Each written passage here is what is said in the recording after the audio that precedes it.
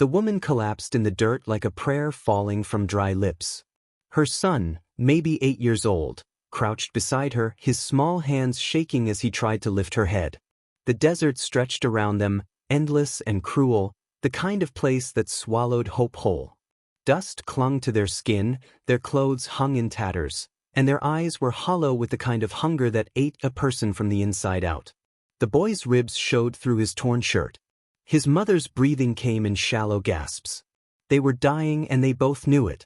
That's when the cowboy appeared on the ridge above them, his silhouette framed against the red sky like something out of a fever dream. Garrett Coltrane had been riding for 3 days without seeing another soul. The land here was unforgiving, a stretch of Arizona territory that belonged more to rattlesnakes and scorpions than to people. He'd been heading toward Silver Ridge with nothing but whiskey money and bad memories keeping him company. But when he saw the figures below, something in his chest tightened. He wasn't a good man, hadn't been for years, but even he couldn't ride past this. He spurred his horse down the slope, the animal's hooves kicking up clouds of red dust. As he got closer, he saw the woman's face, gaunt and beautiful even in her suffering. Apache! The boy looked up at him with eyes that held no trust, only desperation. Garrett dismounted slowly, keeping his hands visible. The boy spoke first, his voice hoarse and cracking. "We need water." Not a plea. A statement. Garrett nodded and pulled his canteen from his saddle. He knelt beside the woman and lifted her head gently, tilting water into her mouth. She coughed, choked, then drank with desperate gulps. The boy watched every movement, his body tense like a wild animal ready to bolt. When Garrett handed him the canteen, the boy snatched it and drank, his throat working frantically.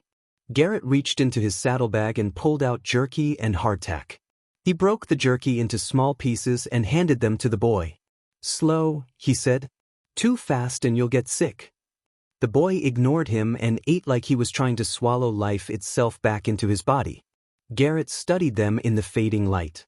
The woman's dress was Apache-made, beautiful beadwork half hidden under layers of trail dust. Her hands were calloused, her face marked with old scars. The boy had his mother's eyes, dark and deep, carrying stories Garrett didn't know. "What happened?" Garrett asked. The boy looked at him with something harder than hate. "Everything," he said. The word hung in the air between them like smoke. Garrett didn't push. He'd seen enough of the territory wars, enough of what men did to each other when they decided lines mattered more than lives. He'd been part of it once, wearing a badge and believing in order. That was before. Before he learned that justice was just another word men used to justify cruelty.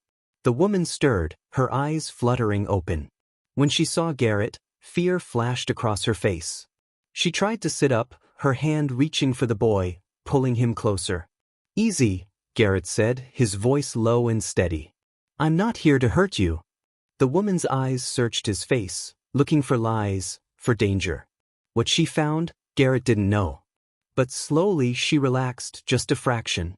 The boy remained rigid, his body positioned between Garrett and his mother like a shield made of bone and determination. "There's a town," Garrett said. "Silver Ridge. 2 days' ride. I can take you there." The boy's jaw tightened. His mother whispered something in Apache, her voice too soft for Garrett to hear. The boy listened, then turned back to Garrett.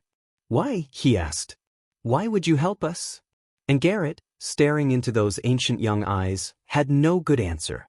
They made camp as darkness fell complete. Garrett built a small fire, just enough to warm the food he had and keep the worst of the night chill away.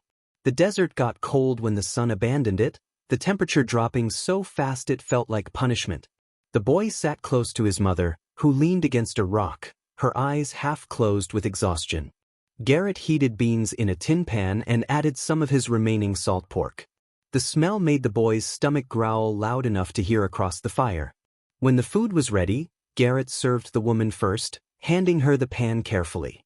She took it with trembling hands and ate slowly, each bite seeming to require enormous effort.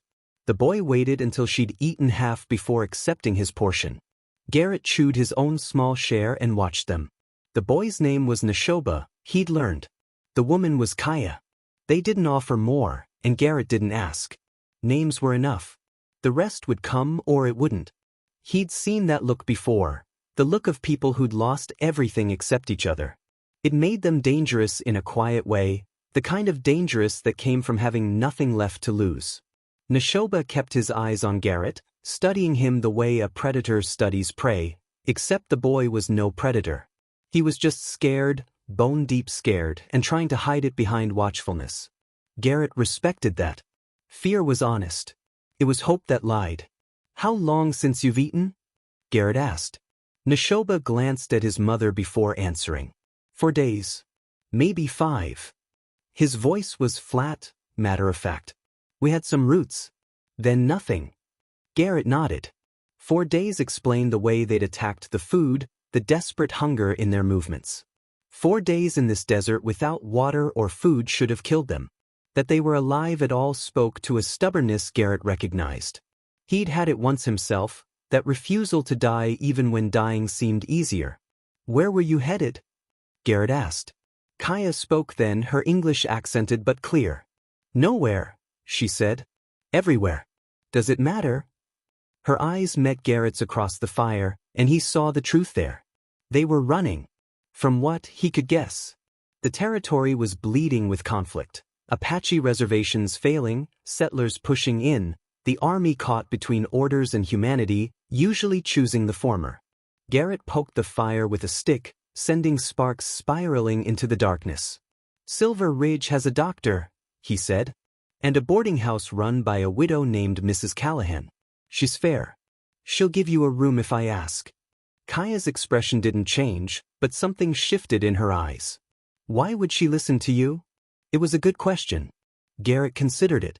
"I saved her son once," he said. "From a rattlesnake. She's the type who remembers debts." It wasn't the whole truth. Mrs. Callahan was the type who helped people because she believed in helping people, but it was true enough. Neshoba leaned forward slightly. "And what do you want?" he asked. "For helping us. What's the price?"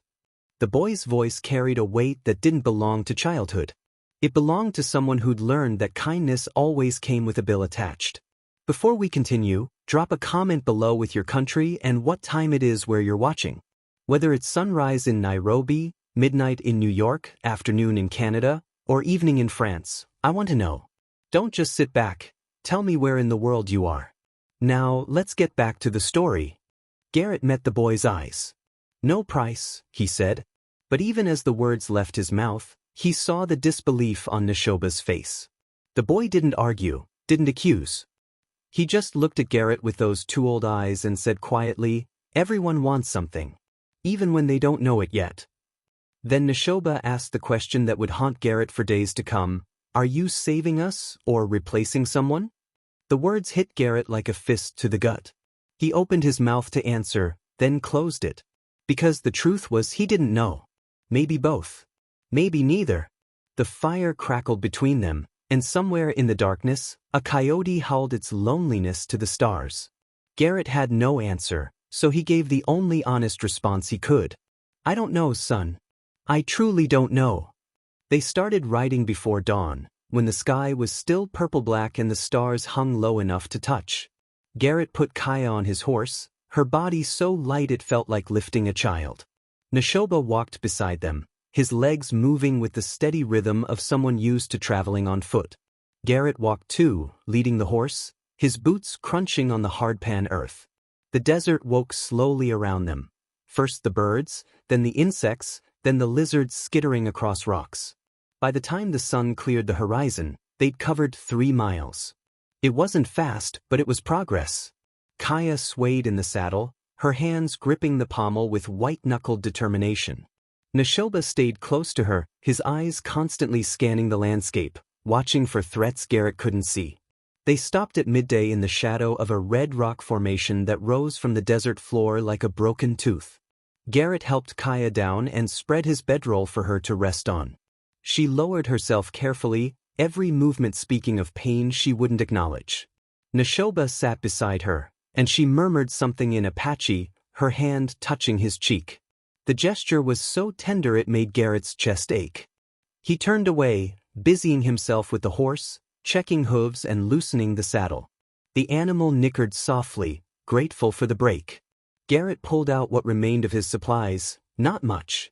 Another day's worth of food, maybe less. Silver Ridge couldn't come soon enough. He divided the jerky into 3 portions, gave the largest to Kaya, the second to Neshoba, and kept the smallest for himself. As they ate, Neshoba broke the silence. "You have family?" The question was direct, unadorned. Garrett paused mid-chew. "Had," he said finally. "Wife and daughter. Long time ago." He didn't elaborate, and Neshoba didn't push. But the boy was watching him with that unsettling intensity, reading things Garrett didn't want read. Kaya's eyes were open now, listening. "What happened?" Neshoba asked, his voice softer. Garrett stared out at the desert, at the heat waves that made the horizon shimmer like water. "Cholera," he said. 12 years back. Winter of '69. They died 3 days apart." The words came out flat, empty of the emotion that still lived underneath. He'd said them before, to bartenders and strangers, until they became just sounds, just noise. But somehow, saying them to this boy and his mother felt different. Felt like confession. Neshoba nodded slowly, as if Garrett had confirmed something he'd already suspected. "That's why," he said. Not a question. A conclusion. Garrett frowned. "Why what?" The boy's eyes were dark and knowing. "Why you stopped? Why you helped us? You saw her falling in the dirt and you saw someone else." Garrett wanted to deny it, wanted to say the boy was wrong, that he'd helped because it was the right thing to do. But the lie wouldn't come. Because maybe Neshoba was right. Maybe when he'd seen Kaya collapsed in the dust, some part of him had seen Sarah, his wife, dying in their small cabin with medicine too far away and winter too close. Maybe he'd seen Emma, his daughter, her small body racked with fever, calling for him to make it stop. Maybe he'd been trying to save them all over again, trying to rewrite a history written in graves. "Does it matter?" Garrett asked, his voice rough. "Whether I'm helping you, or for ghosts?" Neshoba considered this, his young face grave. "Yes," he said. "Because ghosts can't be saved. Only the living can. And if you're trying to save ghosts, you'll fail us when it matters." The words were brutal in their honesty. Kaya reached out and touched her son's shoulder, speaking softly in Apache. Neshoba shook his head, responding in the same language, his tone insistent. Garrett didn't understand the words, but he understood the meaning. The boy was protecting his mother, warning her not to trust too much, not to lean on a man who might be using them to heal his own wounds. And the terrible thing was, Garrett couldn't promise the boy was wrong. He didn't know his own heart well enough to make that promise. So he just nodded and said, "Fair enough. I'll try to remember that." But even as he said it, he felt Sarah's memory like a weight on his shoulders, pressing him down toward the earth. They saw the dust cloud an hour before sunset. Garrett spotted it first, a dark smudge on the eastern horizon, moving fast. Too fast to be a wagon train. Too purposeful to be wild horses. He felt his gut tighten. Riders. A lot of them. He glanced at Kaya, still on the horse, and at Neshoba walking beside her. The boy had seen it too. His body had gone rigid, his eyes fixed on that distant cloud. "How many?" Neshoba asked. Garrett shaded his eyes, squinting against the glare. 6. Maybe 8. Too many to fight. Not if he wanted to keep Kaya and Neshoba safe. He scanned the landscape, looking for cover. There, a wash cut into the desert floor, probably dry this time of year, but deep enough to hide in. "Come on," he said, his voice urgent. "We need to move. Now." They scrambled down into the wash, Garrett half carrying Kaya while Neshoba led the horse. The animal balked at the steep descent, its hooves sliding on loose rock, but Neshoba spoke to it in Apache, low and soothing, and it followed. At the bottom, the wash was deeper than Garrett had hoped, 12 feet down, with crumbling walls and a sandy floor marked with the tracks of animals that came here to hide from the sun. Garrett positioned them against the far wall, in the shadow where the overhang was deepest. He pulled his rifle from its scabbard and checked the chamber. 5 rounds. Not enough if it came to a fight, but better than harsh language. Neshoba crouched beside his mother, his body tense as a drawn bowstring. Kaya's breathing was labored, her face pale beneath the dust and sunburn. The sound of hooves grew louder. Garrett could hear voices now, rough and loud, the kind of voices men used when they felt powerful and wanted the world to know it. The riders passed above them, so close Garrett could hear saddle leather creaking. He pressed himself against the rock wall and prayed the horse wouldn't whinny. Neshoba had his hand on the animal's muzzle, whispering to it, keeping it calm. The riders slowed. Garrett's finger tightened on the rifle trigger. Had they seen the tracks? The disturbed sand where they descended? His heart hammered against his ribs. Kaya's hand found Neshoba's, squeezing it. The boy didn't look at her. His eyes were fixed upward, on the rim of the wash, waiting for a face to appear, for the shooting to start. Saw something back there, a voice called out. Deep, gravelly, with an accent Garrett placed as Texas. Thought maybe tracks. Another voice answered, younger, impatient. Ain't nothing out here but rattlers and ghosts, Clem. We're chasing shadows. A third voice, this one with authority. Check it anyway. We're looking for runaways. Apache woman and a kid. Worth good money to some folks if we bring him in. Garrett's blood went cold. They were hunting Kaya and Neshoba. Not random raiders. Bounty hunters. The worst kind. The kind who didn't care if their quarry came in breathing or not. He looked at the boy, saw the knowledge in his eyes. Neshoba had known this was coming. Had been waiting for it since Garrett found them. The sound of boots hitting sand. Someone was climbing down into the wash. Garrett raised the rifle slowly, his muscles screaming at him to stay still, to not make a sound. The footsteps came closer. He could see the shadow now, stretching along the sandy floor, growing longer as the man descended. Neshoba's hand moved to his mother's arm, pulling her closer. Kaya's eyes were closed, her lips moving in what might have been prayer or might have been goodbye. The shadow stopped. Hey Clem, the younger voice called up. You seeing tracks down there? The pause. Garrett's finger rested on the trigger, his breath held. The shadow shifted. Nah, the man called back. Just coyote prints. Old ones. The shadow retreated. Boots scrambled up the wash wall. Garrett didn't move, didn't breathe. Above them, horses shifted, men muttered. Then the sound of hooves again, moving away, heading west. The dust cloud receded slowly, like a storm passing. Garrett waited a full 10 minutes before lowering the rifle. When he finally looked at Neshoba, the boy's face was unreadable. They'll come back, Neshoba said quietly. They always come back. They waited until full dark before climbing out of the wash. The desert night had swallowed the heat, replacing it with a cold that cut through clothes and skin alike. Garrett helped Kaya up first, her body trembling with exhaustion and something deeper. Fear, maybe, or the memory of fears past. Neshoba climbed without help, his small frame surprisingly strong. At the top, Garrett scanned the horizon in all directions. Nothing but darkness and stars. The bounty hunters were gone, at least for now. But Neshoba's words echoed in his mind. They always come back. The boy was right. Men like that didn't give up easily, especially when money was involved. Garrett made a decision. We travel at night from here on, he said. Sleep during the day. It's slower but safer. They walked through darkness, Garrett leading the horse by feel as much as sight. The moon was a thin crescent, offering little light. But the stars were brilliant, a vast river of light flowing across the sky. Kaya dozed in the saddle, her body swaying with the horse's movements. Neshoba walked beside Garrett, silent for a long time. Then, as if the darkness made speaking easier, he began to talk. My father died 2 years ago, he said. The army came to our village. They said we had to move to the reservation. He said no. Neshoba's voice was steady, but Garrett could hear the weight underneath. They shot him. In front of everyone. In front of my mother and me.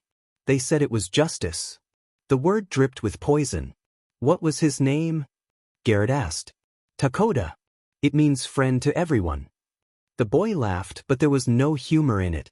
He was. That's why they killed him. Garrett wanted to say something, to offer words that might ease the pain. But he'd learned long ago that some pain couldn't be eased with words. It could only be carried. So he just nodded and kept walking. After a while, Neshoba spoke again. After he died, they came for us anyway. Tried to take us to San Carlos. My mother refused. We ran. He paused, his feet crunching on gravel. We ran for months. Hiding, stealing food, moving at night. Like we are now. We thought we'd made it. Thought we'd gotten far enough away. His voice dropped to almost a whisper. But they're always looking. Always hunting. Because some people don't believe we deserve to be free. The raw truth of it hung in the air between them.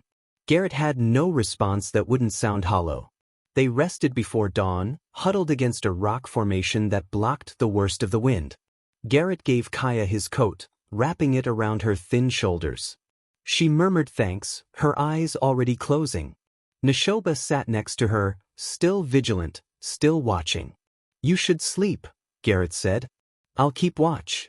The boy shook his head. I don't sleep much anymore. Bad dreams. Garrett understood that too.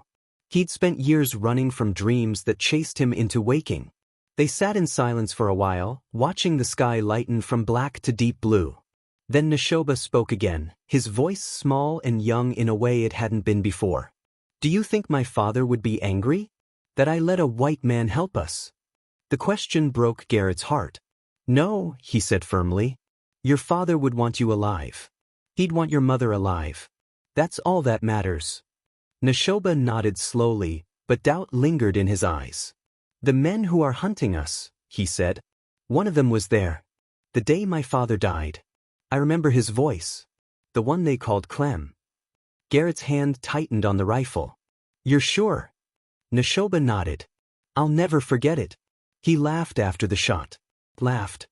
The boy's voice was flat, drained of emotion, which somehow made it worse. Garrett looked at this child who'd been forced to carry the weight of his father's murder, who'd watched the man who killed him ride past hours earlier, close enough to touch. And Garrett made a silent promise to himself. If those bounty hunters came back, if Clem showed his face again, there would be a reckoning. Not for ghosts this time. For the living. For this boy who deserved better than a world that laughed at his father's death.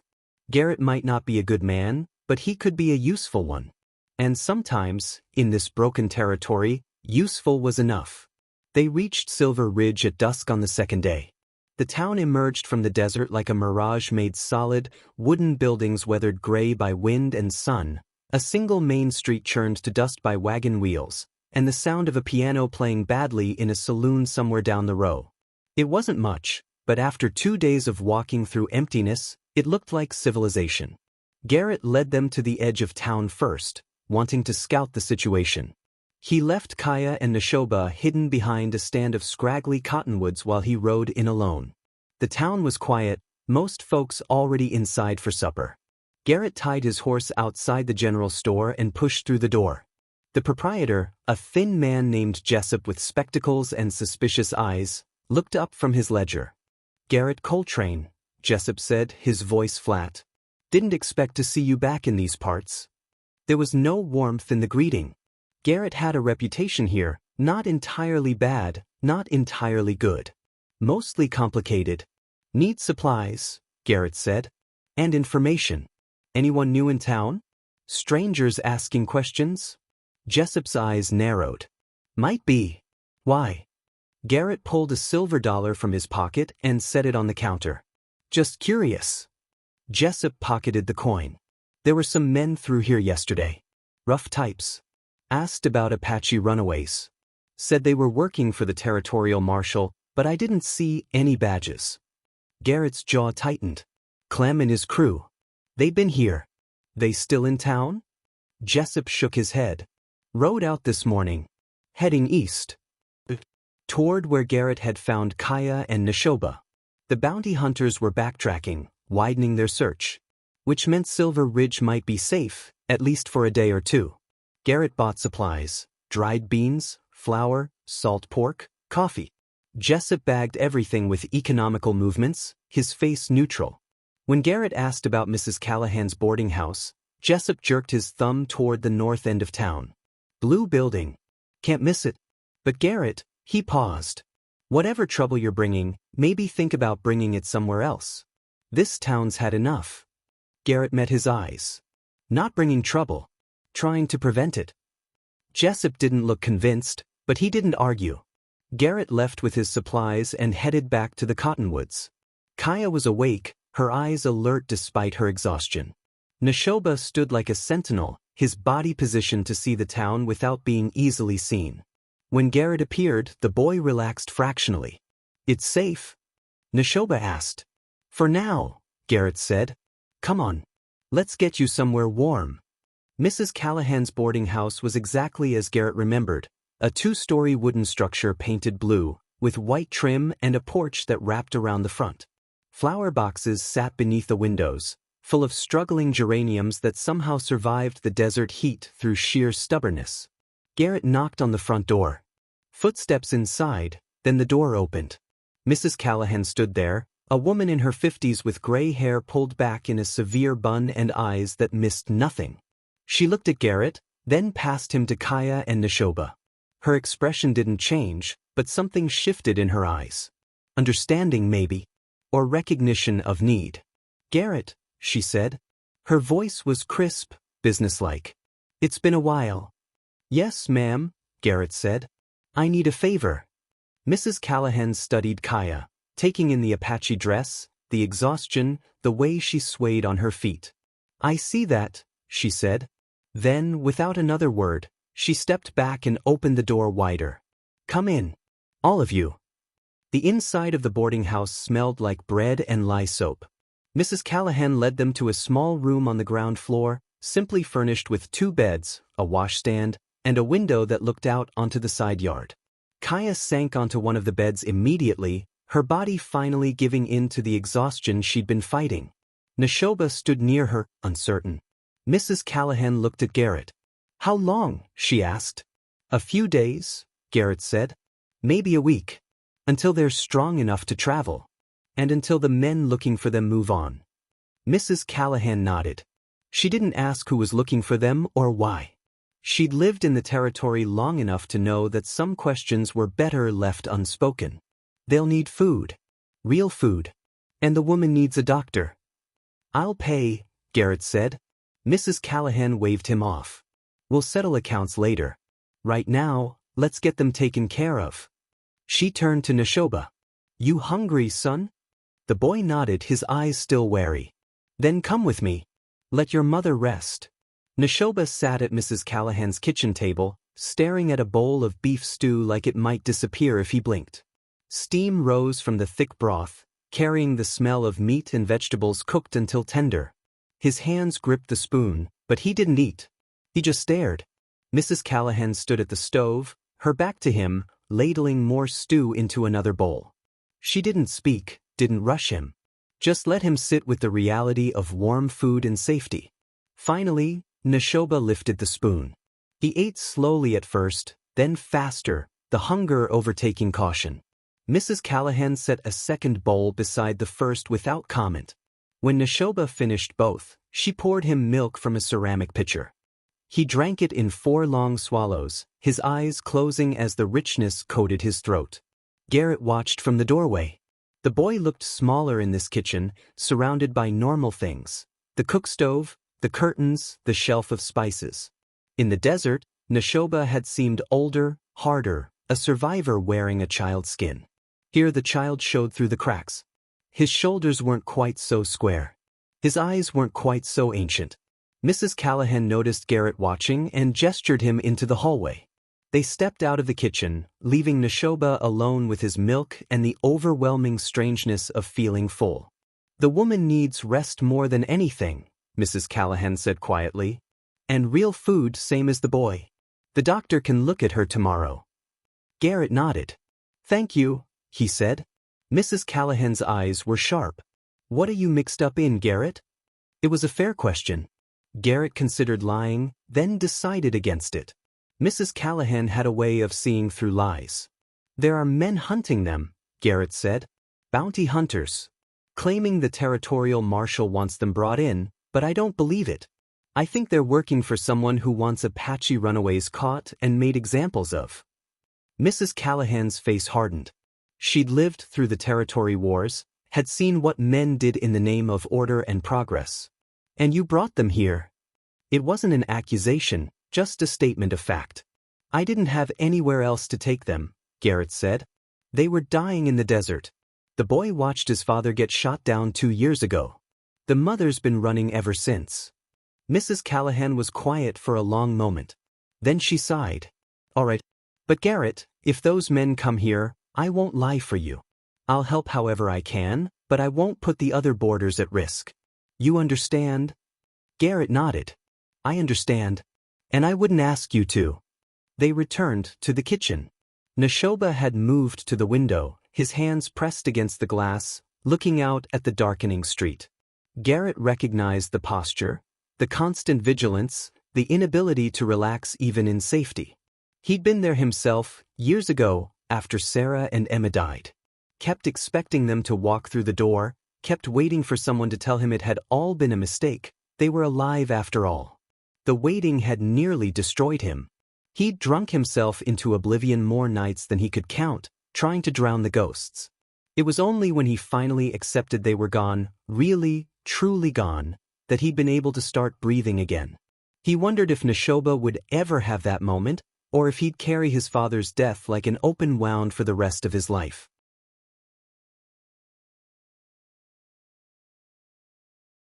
You can trust her, Garrett said, nodding toward Mrs. Callahan. She's good people. Neshoba didn't turn from the window. I don't trust anyone, he said. Then, after a pause, except my mother. Garrett understood that too. Trust was a luxury the boy couldn't afford. Fair enough, Garrett said. He pulled out a chair and sat down, suddenly exhausted. The adrenaline from the last 2 days was wearing off, leaving him hollow and aching. Mrs. Callahan poured coffee, strong and bitter, and set a cup in front of him. He drank it gratefully. Neshoba finally turned from the window.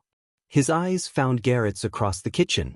You asked me once if you were saving us or replacing someone, the boy said. I think I know now. Garrett waited. I think you're doing both, Neshoba continued. And I think that's okay. As long as you remember we're real. Not ghosts. Not substitutes. Real. The words struck deep, finding the tender place inside Garrett that still bled. He nodded slowly. I'll remember, he said, and meant it. The bounty hunters came at dawn. Garrett was awake, sitting on Mrs. Callahan's porch with his rifle across his knees, watching the sunrise paint the desert gold and red. He saw them coming down the main street, 6 riders, moving slow and deliberate, their horses fresh and their intentions clear. Garrett recognized the lead rider from Neshoba's description. Clem. A big man with a weather-beaten face and eyes like chips of flint. He wore a long coat despite the heat, and Garrett could see the outline of at least 2 pistols underneath. The other riders fanned out behind him, forming a loose semicircle. They weren't trying to hide their purpose. This was an announcement. A challenge. Garrett stood slowly, making sure they saw the rifle. Behind him, the boarding house door opened. Mrs. Callahan stepped out, her face calm but her jaw set. Garrett, she said quietly, don't do anything stupid. Clem reined his horse to a stop 20 feet from the porch. His eyes moved from Garrett to Mrs. Callahan to the blue building behind them, calculating. Morning, he said. His voice was the one Neshoba had described, deep, gravelly, Texas rough. We're looking for someone. Apache woman and a boy. Got word they might have come through here. Garrett kept his voice level. Haven't seen anyone matching that description. Clem smiled. It didn't reach his eyes. That's interesting. Because we tracked them to the edge of town. And we know you rode in yesterday with supplies. More supplies than one man needs. He leaned forward in his saddle. So let's try this again. Where are they? Mrs. Callahan spoke up, her voice crisp. This is private property. You have no authority here. Clem's smile widened. Ma'am, we're operating under territorial marshal's orders. We got authority wherever we need it. Garrett doubted that was true, but it didn't matter. Authority was whatever men with guns said it was, and Clem had 5 guns backing him up. Garrett had 1 rifle and whatever Mrs. Callahan might have inside the house. Not good odds. Even if they were here, Garrett said carefully, what business is it of yours? Clem's expression hardened. They're fugitives. Refused relocation. that makes them enemies of lawful order. We're authorized to bring them in, dead or alive. The words hung in the morning air like a threat and a promise. Garrett's finger moved closer to the trigger. They're not fugitives. They're people trying to survive.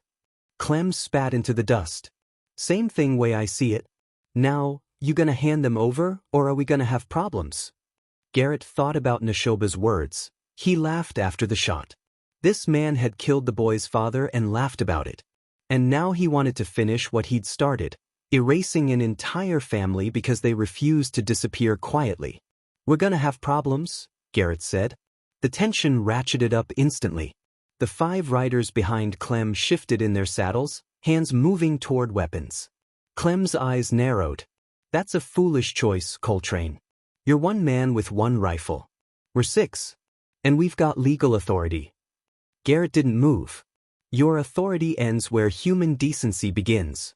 And you crossed that line a long time ago. Clem's face darkened. You don't know what you're talking about. I know you shot an unarmed man 2 years ago, Garrett said, in front of his wife and son. I know you laughed about it. Something flickered in Clem's expression. Surprise, maybe, that someone knew. That someone remembered. Then it hardened into something uglier. That Indian should have gone to the reservation when he was told. He made his choice. And now you're making yours, Garrett said. The moment stretched thin, ready to snap. Then a voice came from inside the boarding house.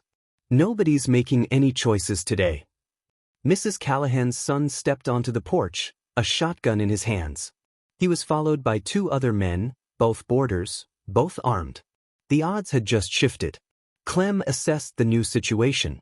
His hand moved away from his pistol, but his eyes promised this wasn't over. You're making a mistake, he said. All of you. Harboring fugitives is a crime. Mrs. Callahan's voice cut like steel. So is murder. So is threatening law-abiding citizens on their own property. Now, I suggest you gentlemen ride on before the real marshal hears about this. Clem stared at her for a long moment. Then he turned his horse. We'll be back, he said. With more men. With warrants. You can't protect them forever. He gestured to his crew, and they wheeled their horses around, riding back down the main street. Garrett watched them go, his heart hammering against his ribs. Mrs. Callahan's hand touched his shoulder. You've got maybe a day, she said quietly. Maybe less. They'll go to Fort Whipple, claim you're interfering with territorial business. Come back with army backing. Garrett knew she was right. The confrontation had bought them time, but not much. Inside, Neshoba stood at the window of the room where his mother slept. He'd seen everything. When Garrett entered, the boy turned to face him. You should have let them take us, Neshoba said. Now they'll come back. They'll hurt people. Because of us. Garrett shook his head. They'll hurt people because they're the kind of men who hurt people. That's not on you. But the boy's eyes were haunted. He'd carried too much guilt for too long. The guilt of surviving when his father didn't, the guilt of being hunted, the guilt of being born Apache in a territory that wanted his people erased. Garrett knelt down, bringing himself to the boy's level. Listen to me, he said. What happened to your father wasn't your fault. What's happening now isn't your fault. There are men in this world who do bad things. But there are also people who stand against them. That's what we're doing. Neshoba's voice was small. But what if we can't win? Garrett thought about that. About Sarah and Emma, about all the times he tried to fight death and loss and failed. About how failure had nearly broken him. Maybe we can't, he said honestly. Maybe those men come back with the army and take you anyway. Maybe all we're doing is delaying the inevitable. He paused. But maybe that's enough. Maybe standing up, even when you know you might lose, is what makes us human instead of animals. Neshoba stared at him for a long moment. Then, quietly, my father used to say something like that. He said a man who doesn't stand for something will fall for anything. The words carried the weight of memory, of a voice the boy would never hear again. Garrett nodded. Your father was right. Behind them, Kaya stirred on the bed. Her eyes opened, focusing on her son. She spoke in Apache, her voice weak but urgent. Neshoba responded, his tone reassuring. Then he turned to Garrett. She wants to leave. Tonight. She says we've caused enough trouble. Garrett looked at Kaya.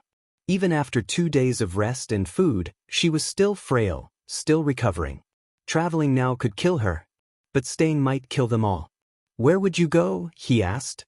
Neshoba translated the question. Kaya's answer came back through her son, north. To the high country. There are still free Apache up there. We could hide. Disappear. Garrett considered this. The high country was rough terrain, hard to track through, harder to survive in.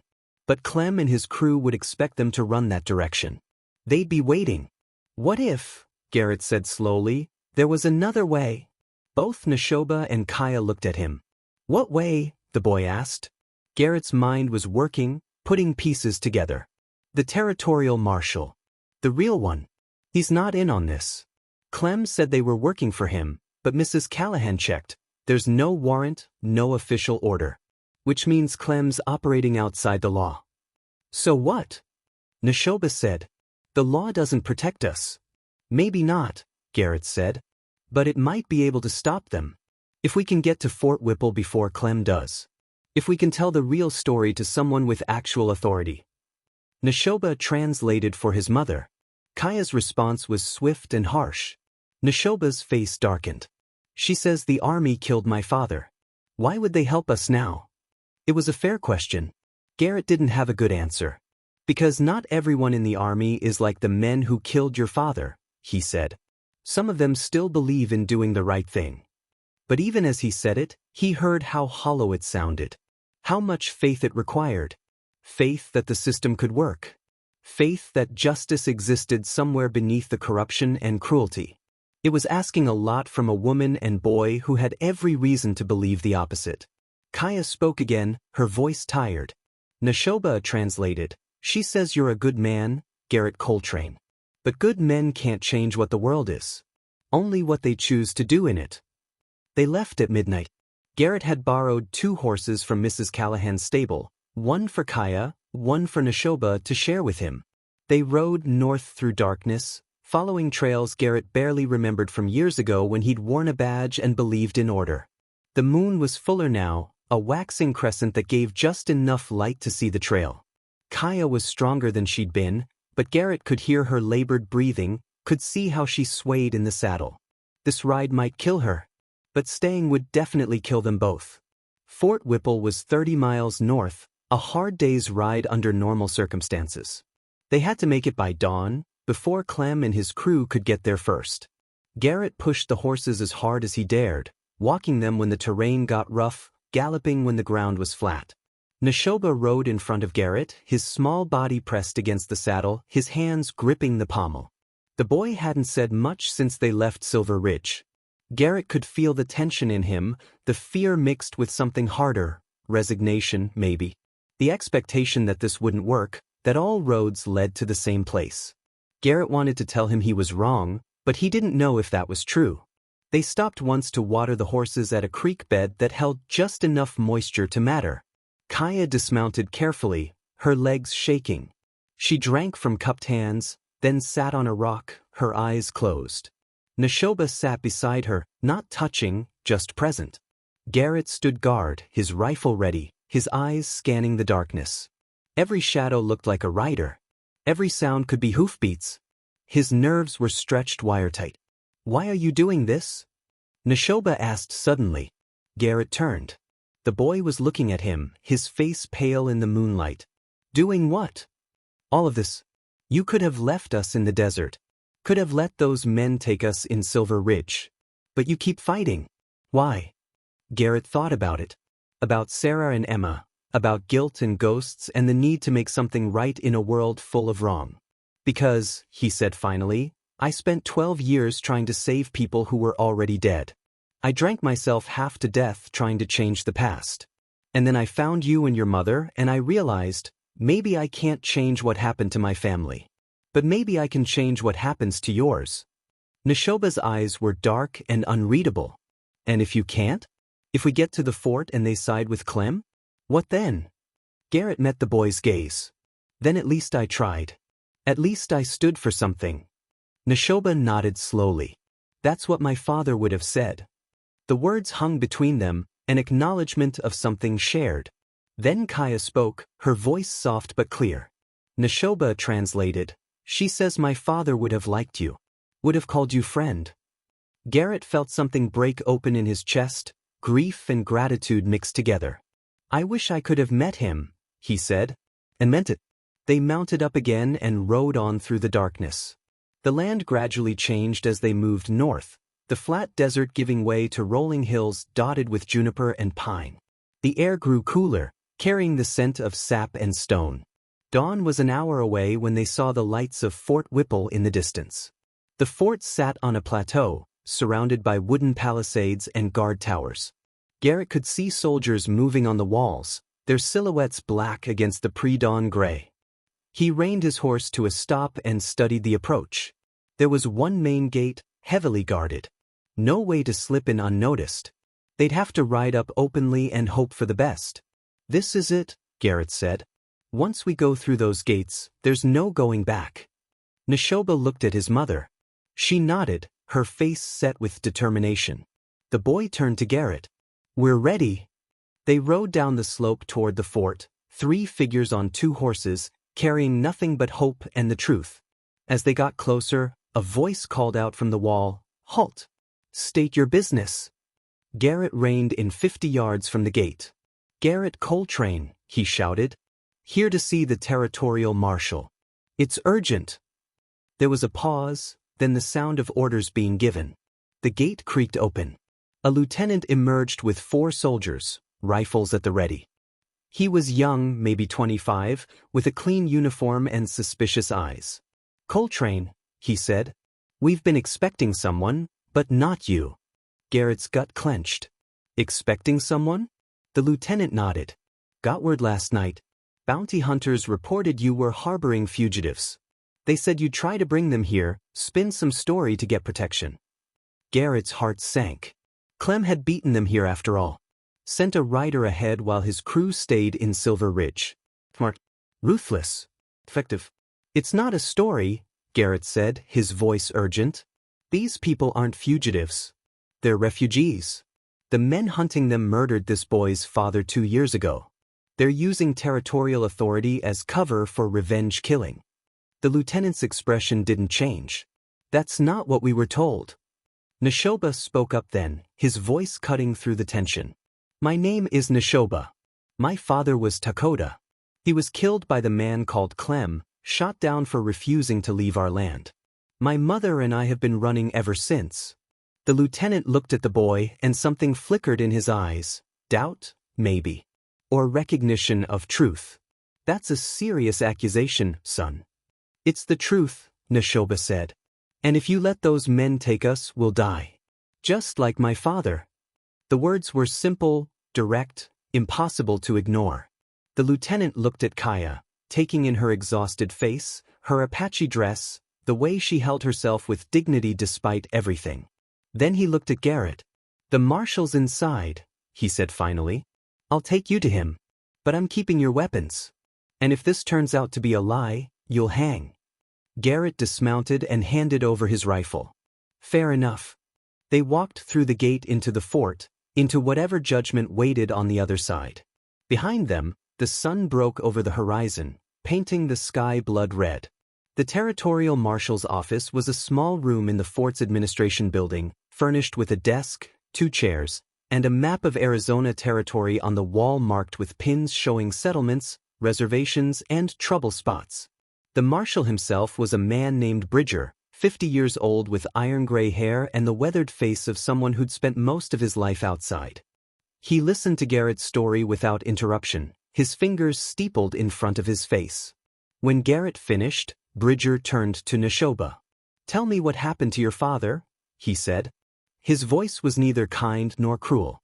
Just factual. Neshoba told the story. His voice shook at first, then steadied. He described the day the army came, the order to relocate, his father's refusal. He described the shot. The laughter. The way his mother screamed. He described running, hiding, surviving. When Neshoba finished, the room was silent except for the ticking of a clock on the wall. Bridger sat back in his chair. The man you say did this? Clem Harding. He's worked as a bounty hunter for years. Never had trouble with him before. He paused. But I also never authorized him to bring you in. There's no warrant. No official order. Garrett leaned forward. Then stop him. Call him off. Bridger's eyes were tired. It's not that simple. Harding operates in gray areas. Technically, he's within his rights to pursue runaways from the reservation system. And technically, that's what your friends here are. Kaya spoke then, her English careful but clear. We are not runaways. We are free people. We do not belong to the reservation. We do not belong to anyone. Bridger looked at her for a long moment. Ma'am, I respect that. But the law doesn't see it that way. Then the law is broken, Kaya said. The words were quiet but devastating in their simplicity. Bridger didn't argue. He just nodded. Maybe it is. He stood and walked to the window, looking out at the fort yard where soldiers drilled in the morning light. I've been doing this job for 15 years, he said. Trying to keep order in a territory that doesn't want to be ordered. Trying to balance competing interests, settlers who want land, Apache who want to keep their land, the army that wants to stop the fighting, the government that wants everything neat and categorized. He turned back to face them. Most days, I feel like I'm just choosing which injustice to permit. Garrett's voice was hard. So what are you choosing today? Bridger met his eyes. I'm choosing to do what's right, even if it's not legal. He walked to his desk and pulled out paper and pen. I'm writing an order. Official territorial protection for Kaya and Neshoba. It won't hold up in court if someone challenges it. But it'll give you cover. Make it harder for Harding to come after you. Neshoba looked at his mother, translating quickly. Kaya's eyes filled with tears, not sadness, but something like disbelief.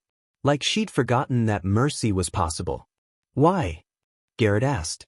Why are you helping us? Bridger finished writing and signed his name with a flourish. Because that boy shouldn't have to watch his mother die the same way he watched his father. Because I'm tired of choosing injustice. He handed the paper to Garrett. This buys you time. Maybe enough to get north into Colorado territory, or west to California. Somewhere Harding can't reach. Garrett took the paper, his hand shaking slightly. Thank you. Bridger shook his head. Don't thank me. I'm just doing what I should have done 2 years ago when Takoda was killed. Should have investigated. Should have brought charges. But I didn't. He looked at Neshoba. I'm sorry for that. It doesn't fix anything, but I am sorry. Neshoba stared at the marshal. The boy who'd been so hard, so closed off, suddenly looked vulnerable. My father, he said, his voice breaking, my father believed people could change. Could choose to be better. Tears ran down his face. I didn't believe him. I thought he was wrong. I thought the world was just broken. Bridger knelt down, bringing himself to the boy's eye level. Your father was right, he said quietly. People can change. It just takes longer than it should. And it usually happens too late. He put his hand on Neshoba's shoulder. But sometimes, late is better than never. Neshoba collapsed then, the weight of 2 years of grief and fear finally breaking through. He sobbed, deep, wrenching sounds that seemed to come from his bones. Kaya pulled him close, holding him, rocking him, murmuring in Apache. Garrett turned away, giving them privacy, his own eyes burning. Bridger stood and walked back to the window. After a while, Neshoba quieted. He pulled back from his mother and wiped his face with his sleeve. When he looked at Garrett, his eyes were clearer than they'd been. You asked if you were saving us or replacing someone, Neshoba said. I think I finally understand. You're doing both. And that's okay. Because maybe saving us helps save you too. Maybe that's how it works. Garrett nodded, unable to speak past the lump in his throat. Bridger turned from the window. There's a wagon train leaving for California in 3 days.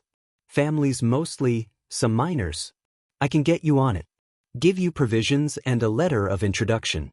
Once you're across the border, Harding's authority ends. Kaya spoke and Neshoba translated. She asks what happens to you, Garrett. If we leave. Garrett smiled, sad and genuine. I'll be fine. I've got some things to figure out.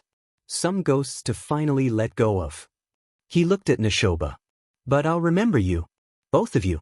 I'll remember what your father taught you, and I'll try to live up to it. 3 days later, Garrett stood at the edge of Fort Whipple watching the wagon train roll out. Kaya and Neshoba were in the third wagon, their faces visible in the back. Neshoba raised his hand in farewell. Garrett raised his in return. They'd spent the last 3 days together, eating, talking, preparing. Garrett had told them about Sarah and Emma, about the guilt he'd carried. Neshoba had told him more about Takoda, about the man who believed in friendship and died for refusing to surrender his freedom. They'd grieved together, the way people do when their losses finally find common language. And then they'd said goodbye. The wagon train disappeared over the horizon, heading west toward the setting sun. Garrett stood there long after they were gone, feeling the weight lift from his shoulders. Not all of it. Some ghosts would stay. But enough.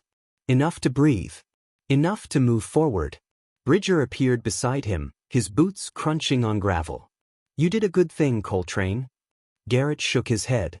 We did a good thing. You're the one who gave them a future. Bridger was quiet for a moment. Harding came by yesterday. After you left to get supplies. He was angry.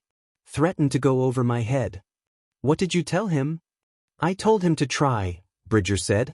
Told him I'd be happy to explain to the territorial governor why he was harassing refugees without proper authority. He left after that. A smile tugged at Bridger's mouth. Don't think we'll see him again. Garrett hoped that was true. What about the others? There are more Harding types out there. More people running.